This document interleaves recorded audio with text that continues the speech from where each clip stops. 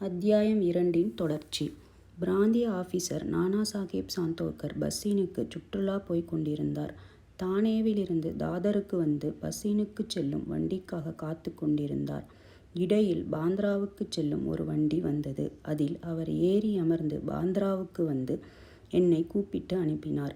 நான் ஷீரடி விஜயத்தை கைவிட்டது குறித்து என்னை கடிந்தார். எனது ஷீரடி பயணத்தை பற்றி நானாவின் வாக்குவாதங்கள் திருப்தியளிக்கக்கூடியதாகவும் உற்சாகமூட்டுவதாகவும் இருந்தன. எனவே நான் அன்றிரவே ஷீரடி புறப்பட திட்டமிட்டேன். என்னுடைய சாமான்களை கட்டி முடித்து ஷீரடிக்கு புறப்பட்டேன். தாதருக்கு போய் அங்கிருந்து மன்மாட் போகும் வண்டியை பிடிக்க திட்டமிட்டு தாதருக்கு பயண சீட்டு பெற்று வண்டியில் அமர்ந்திருந்தேன். வண்டி புறப்பட இருக்கும்போது ஒரு முஸ்லீம் பெரியவர் விரைவாக எனது பெட்டிக்கு வந்தார். எனது மூட்டை முடிச்சுக்களை பார்த்துவிட்டு போகும் இடம் என்ன என்று கேட்டார். நான் எனது திட்டத்தை கூறினேன். பின்னர் அவர் என்னை தாதரில் நிற்காமல் போரிபந்தருக்கே நேராக போகும்படியும் ஏனெனில் மன்மாட்மையில் தாதரில் நிற்காது என்றும் அறிவுறுத்தினார். இவ்வற்புதம் நிகழ்ந்திராவிடின் ஷீரடிக்கு திட்டமிட்டபடி அடுத்த நாளே போய்ச் சேராதிருந்திருப்பேன். பல ஐயங்கள் என்னை கடுமையாக தாக்கியிருக்கக்கூடும். ஆயின் அடுத்த நாள் காலை 9 to 10 மணிக்குள்ளாகவே ஷீரடியை அடைந்தேன். அங்கே பாவ் சாஹேப் எனக்காக காத்து கொண்டிருந்தார். இது 1910 நிகழ்ந்தது. அப்போது யாத்ரீக அடியார்களுக்கு ஒரே ஒரு தங்குமிடம்தான் இருந்தது. அது சாதேவினுடைய வாதாவாகும். குதிரை வண்டியிலிருந்து இறங்கிய பின்னர் பாபாவின் தரிசனம் பெற ஆவலாய் ஏங்கியிருந்தேன்.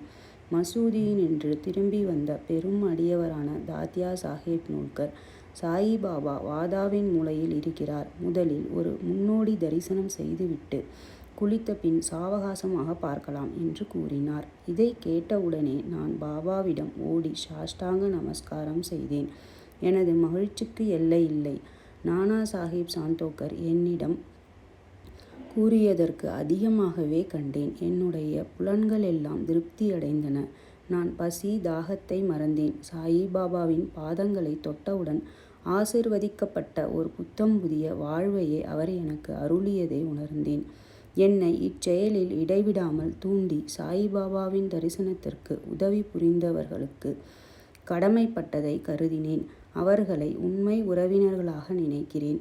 அவர்களுடைய கடனை நான் திருப்பித் தர முடியாது. அவர்களை நினைத்து அவர்கள் முன் வீழ்ந்து வணங்குகிறேன். சாயிபாபாவின் தரிசனத்திலுள்ள நூதனமானது நான் கண்டவாறு நம்முடைய எண்ணங்கள் மாறுகின்றன. முன்னை கருமங்களின் வலிமை அழிக்கப்படுகின்றது அல்லது பற்றற்ற நிலை அதிகரிக்கின்றது. முன்னை பிறவிகளில் செய்த பல நற்கருமங்களால் அத்தகைய சுப தரிசனம் அடையப்படுகிறது.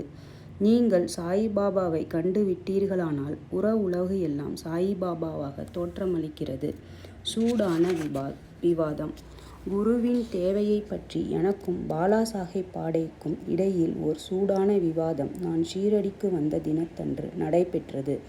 நம் சுதந்திரத்தை நாம் ஏன் இழக்க வேண்டும், மற்றவர்களிடம் ஏன் சரணாகதி அடைய வேண்டும் என்று நான் விவாதித்தேன். நாம் நம்முடைய கடமையை செய்ய வேண்டியிருக்கையில் ஏன் குரு தேவைப்படுகிறார்? ஒருவன் தன்னாலான முயற்சிகளை செய்து தன்னை தானே காப்பாற்றி கொள்ள வேண்டும். சோம்பேறியாக தூங்குவதை தவிர வேறெதையும் செய்யாத ஒருவனுக்கு குரு என்ன செய்துவிட முடியும்?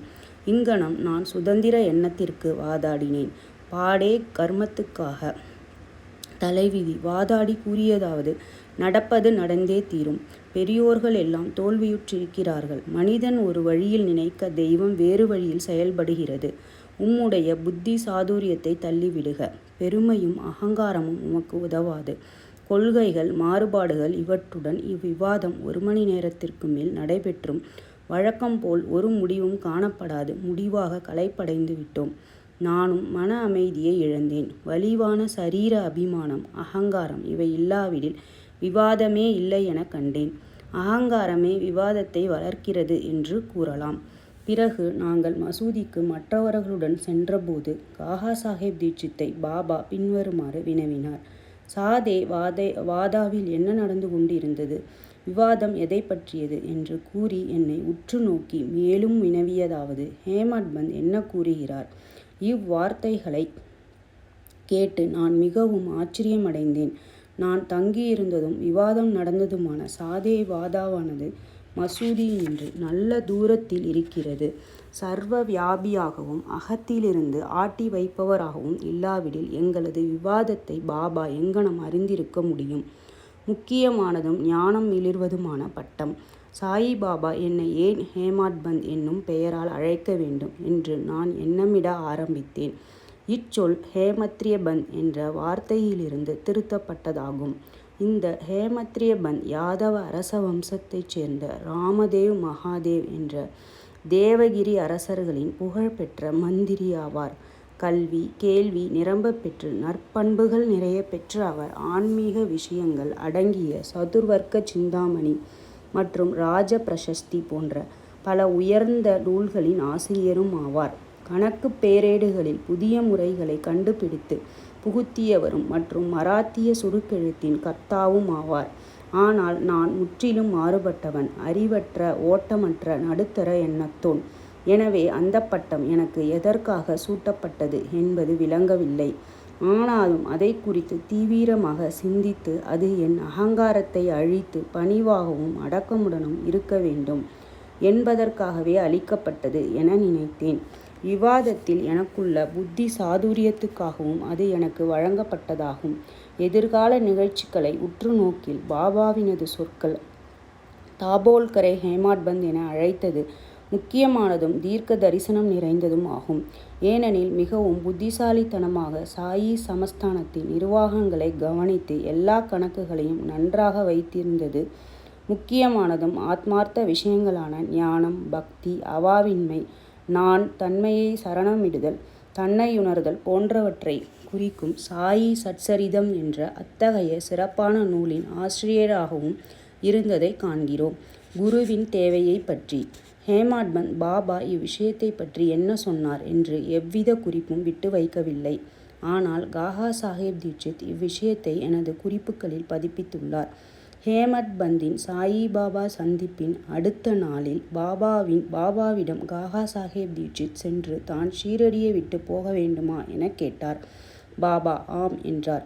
பிறகு எங்கே போவது என யாரோ கேட்டார். பாபா உயர மேலே என்று கூறினார். அம்மனிதர் வழி எப்படிப்பட்டது என பாபாவிடம் வினவினார். பாபா கூறினார், அங்கே போவதற்கு பல வழிகள் உள்ளன. இங்கிருந்தும் ஷீரடியிலிருந்தும் ஒரு வழி உள்ளது.